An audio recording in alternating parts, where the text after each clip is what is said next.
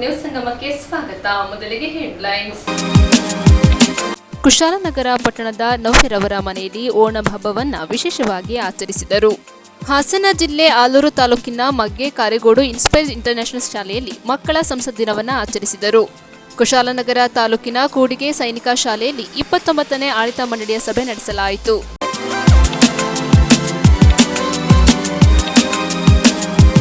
ಕುಶಾಲನಗರ ಪಟ್ಟಣದ ನವ್ಯರವರ ಮನೆಯಲ್ಲಿ ಓಣಂ ಹಬ್ಬವನ್ನು ಸಡಗರ ಸಂಭ್ರಮದಿಂದ ಆಚರಿಸಿದರು.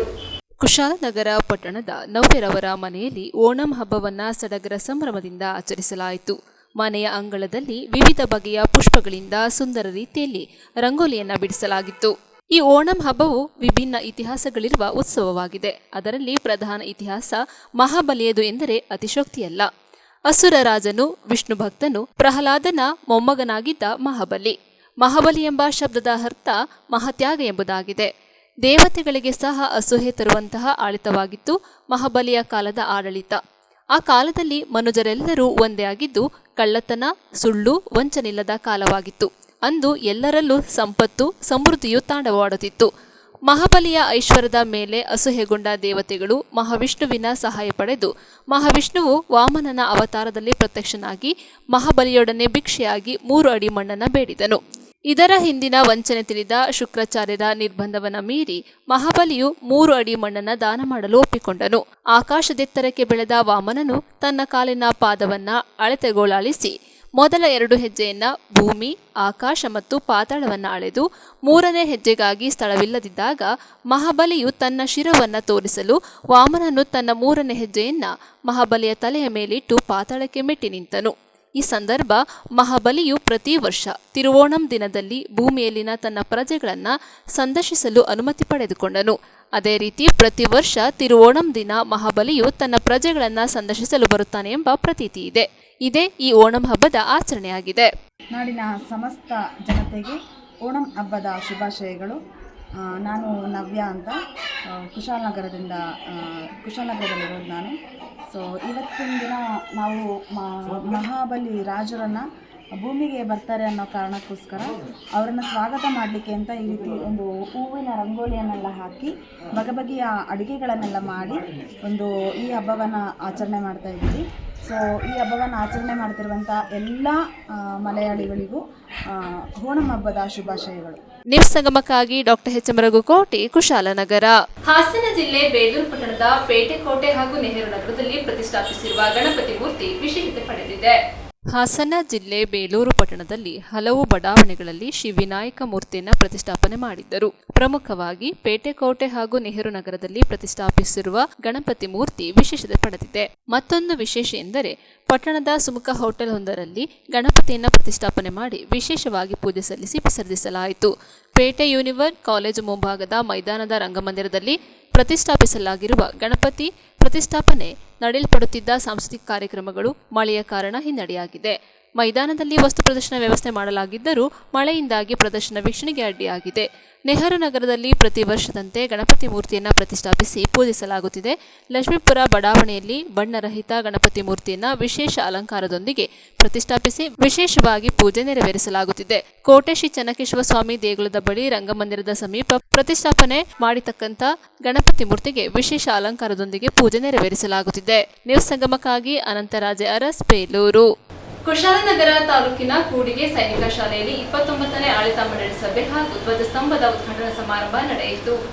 ಕುಶಾಲನಗರ ತಾಲೂಕಿನ ಕೂಡಿಗೆ ಸೈನಿಕ ಶಾಲೆಯಲ್ಲಿ 29ನೇ ಸ್ಥಳೀಯ ಆಡಳಿತ ಮಂಡಳಿ ಸಭೆಯು ನಡೆಯಿತು. ಪ್ರಸ್ತುತ ಸಭೆಗೆ ಭಾರತೀಯ ವಾಯುಸೇನೆಯ ಹಿರಿಯ ಅಧಿಕಾರಿ HQTC ಬೆಂಗಳೂರು ಹಾಗೂ ಸೈನಿಕ ಶಾಲೆ ಕೊಡಗಿನ ಸ್ಥಳೀಯ ಆಡಳಿತ ಮಂಡಳಿಯ ಅಧ್ಯಕ್ಷರಾದ ಏರ್ ವೈಸ್ ಮಾರ್ಷಲ್ ಬಿಜೋಜಾನ್ ಮೆಮನ್ ಮುಖ್ಯ ಅತಿಥಿಗಳಾಗಿ ಭಾಗವಹಿಸಿದ್ದರು.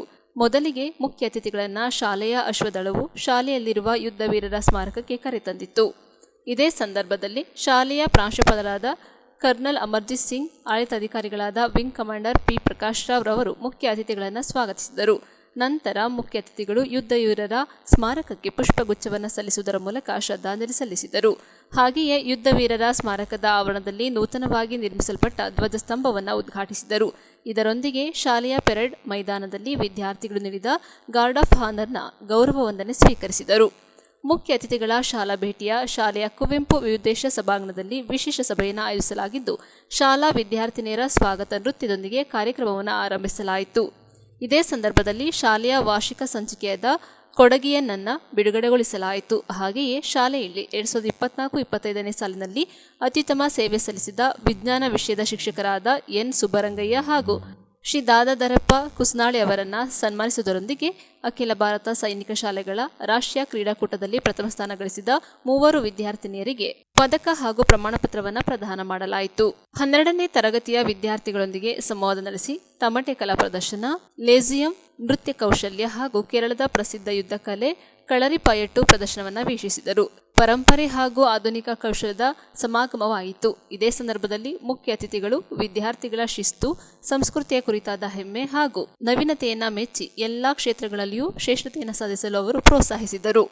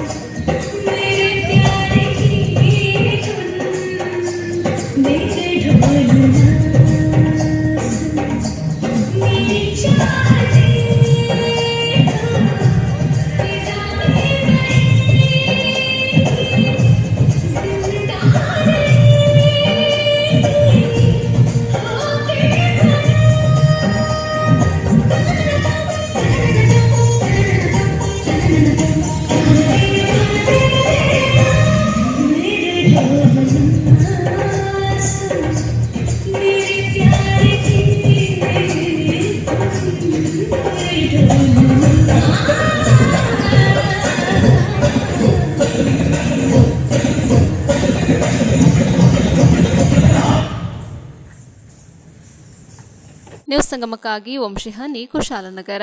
ಹಾಸನ ಜಿಲ್ಲೆ ಆಲೂರು ತಾಲೂಕಿನ ಮಗ್ಗೆ ಕಾರೆಗೋಡು ಇನ್ಸ್ಪೈರ್ ಇಂಟರ್ನ್ಯಾಷನಲ್ ಶಾಲೆಯಲ್ಲಿ ಮಕ್ಕಳ ಸಂಸತ್ ಕಾರ್ಯಕ್ರಮ ಹಮ್ಮಿಕೊಳ್ಳಲಾಗಿತ್ತು. ಕಲಿಕೆ 4 ಗೋಡೆಗಳ ಒಳಗೆ ಸೀಮಿತವಾಗದೆ ಸಾಮುದಾಯಿಕವಾಗಿ ವಿಸ್ತರಣೆಯಾಗಬೇಕಾದರೆ ಪಾಠ್ಯದಷ್ಟೇ ಪಾಠ್ಯೇತರ ಚಟುವಟಿಕೆಗಳಲ್ಲೂ ಮಗು ಕ್ರಿಯಾಶೀಲವಾಗಿ ತೊಡಗಿಕೊಳ್ಳಬೇಕು. ಈ ನಿಟ್ಟಿನಲ್ಲಿ ಮಕ್ಕಳ ಸರ್ವತೋಮುಖ ಬೆಳವಣಿಗೆಯಲ್ಲಿ ಮಗ್ಗೆ ಕಾರಗೋಡು ಇನ್ಸ್ಪೈರ್ ಇಂಟರ್ನ್ಯಾಷನಲ್ ಶಾಲೆಯ ಪಾತ್ರ ಮಹತ್ವವಾಗಿದೆ ಎಂದು ಸಾಹಿತಿ ಕೊಟ್ರೆಸ್ ಎಸ್ ಉಪ್ಪರ್ ಅಭಿಪ್ರಾಯಪಟ್ಟರು. ಮಗ್ಗೆ ಕಾರಗೋಡು ಇನ್ಸ್ಪೈರ್ ಇಂಟರ್ನ್ಯಾಷನಲ್ ಶಾಲೆಯಲ್ಲಿ ಹಮ್ಮಿಕೊಂಡಿದ್ದ ಚುನಾಯಿತ ವಿದ್ಯಾರ್ಥಿ ಪ್ರತಿನಿಧಿಗಳ ಮಕ್ಕಳ ಸಂಸತ್ತು ಸಮಾರಂಭವನ್ನು ದೀಪ ಪ್ರಜ್ವಲಿಸುವುದರ ಮೂಲಕ ಉದ್ಘಾಟಿಸಿದರು. ಇನ್ಸ್ಪೈರ್ ಇಂಟರ್ನ್ಯಾಷನಲ್ ಶಾಲೆಯ ಕಾರ್ಯದರ್ಶಿ ಅಶೋಕ್ ಮಾತನಾಡಿ, ವಿದ್ಯಾರ್ಥಿಗಳು ಕೇವಲ ಪಾಠ್ಯಕ್ಕೆ ಸೀಮಿತವಾದರೆ ಸರ್ವಾಂಗೀಣ ಪ್ರಗತಿ ಆಗುವುದಿಲ್ಲ. ತರಗತಿಯೊಳಗೆ ಪ್ರಗತಿ ಇದ್ದಂತೆ ಕ್ರೀಡಾ ಮೈದಾನದಲ್ಲೂ ಸಾಂಸ್ಕೃತಿಕ ವಲಯದಲ್ಲೂ ಸಕ್ರಿಯವಾದರೆ ಔನ್ನತ್ಯ ಸಾಧನೆಗೈಯಲು ಸಹಕಾರಿಯಾಗಿದೆ ಎಂದರು. ಭಾರತ್ ಸ್ಕೌಟ್ಸ್ ಗೈಡ್ ಸಂಸ್ಥೆ ರಾಜ್ಯ ಸಹಾಯಕ ಸಂಘಟನಾ ಆಯುಕ್ತೆ ಎಚ್ಎಂ ಪ್ರಿಯಾಂಕಾ ಮಾತನಾಡಿ, ಒಂದೇ ಶಾಲೆಯಲ್ಲಿ 16 ಶಿಕ್ಷಕರಿಗೆ ಸ್ಕೌಟ್ಸ್ ಗೈಡ್ ತರಬೇತಿ ನೀಡಿ ಇಡೀ ಶಾಲೆಯ ಎಲ್ಲ ವಿದ್ಯಾರ್ಥಿಗಳನ್ನು ಸ್ಕೌಟ್ಸ್ ಗೈಡ್ಸ್ ಮಾಡುವ ನಿಟ್ಟಿನಲ್ಲಿ ಇನ್ಸ್ಪೈರ್ ಇಂಟರ್ನ್ಯಾಷನಲ್ ಶಿಕ್ಷಣ ಸಂಸ್ಥೆ ಇಟ್ಟಿರುವ ಹೆಜ್ಜೆ ಅಭಿನಂದನವಾಗಿದೆ. ಸ್ಕೌಟ್ಸ್ ಗೈಡ್ಸ್ ಮಕ್ಕಳಿಗಾಗಿ ವಿವಿಧ ಹಂತಗಳಲ್ಲಿ ಹಮ್ಮಿಕೊಳ್ಳುವ ಜಿಲ್ಲಾ ಪುರಸ್ಕಾರ, ರಾಜ್ಯ ಪುರಸ್ಕಾರ ಹಾಗೂ ರಾಷ್ಟ್ರಪತಿ ಪುರಸ್ಕಾರ ಪರೀಕ್ಷೆಗಳಲ್ಲಿ ಉತ್ತೀರ್ಣವಾದ ಮಕ್ಕಳಿಗೆ ಉನ್ನತ ವ್ಯಾಸಂಗವಾದ ಇಂಜಿನಿಯರಿಂಗ್, ವೈದ್ಯಕೀಯ ಶಿಕ್ಷಣಕ್ಕೆ ಮೀಸಲಾತಿಯಲ್ಲದೆ ರೈಲ್ವೆ ಇಲಾಖೆಯ ನೇಮಕಾತಿಗಳಲ್ಲಿ ಪ್ರತ್ಯೇಕ ಮೀಸಲಾತಿ ಇದೆ. ಸ್ಕೌಟ್ಸ್ ಗೈಡ್ಸ್ ಮಕ್ಕಳಲ್ಲಿ ಮೌಲ್ಯಗಳನ್ನು ಬಿತ್ತುವುದರ ಜೊತೆಗೆ ವೈಯಕ್ತಿಕ ಲಾಭವನ್ನು ತರುತ್ತದೆ ಎಂದರು.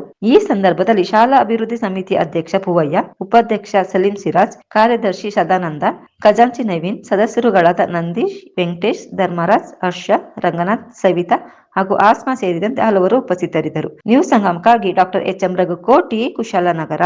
ಕೊನೆಯಲ್ಲಿ ಮತ್ತೊಮ್ಮೆ ಹೆಡ್ಲೈನ್ಸ್. ಕುಶಾಲನಗರ ಪಟ್ಟಣದ ನೌಫೆರವರ ಮನೆಯಲ್ಲಿ ಓಣಂ ಹಬ್ಬವನ್ನು ವಿಶೇಷವಾಗಿ ಆಚರಿಸಿದರು. ಹಾಸನ ಜಿಲ್ಲೆ ಆಲೂರು ತಾಲೂಕಿನ ಮಗ್ಗೆ ಕಾರೆಗೋಡು ಇನ್ಸ್ಪೈರ್ ಇಂಟರ್ನ್ಯಾಷನಲ್ ಶಾಲೆಯಲ್ಲಿ ಮಕ್ಕಳ ಸಂಸತ್ ದಿನವನ್ನು ಆಚರಿಸಿದರು. ಕುಶಾಲನಗರ ತಾಲೂಕಿನ ಕೂಡಿಗೆ ಸೈನಿಕ ಶಾಲೆಯಲ್ಲಿ 29ನೇ ಆಡಳಿತ ಮಂಡಳಿಯ ಸಭೆ ನಡೆಸಲಾಯಿತು.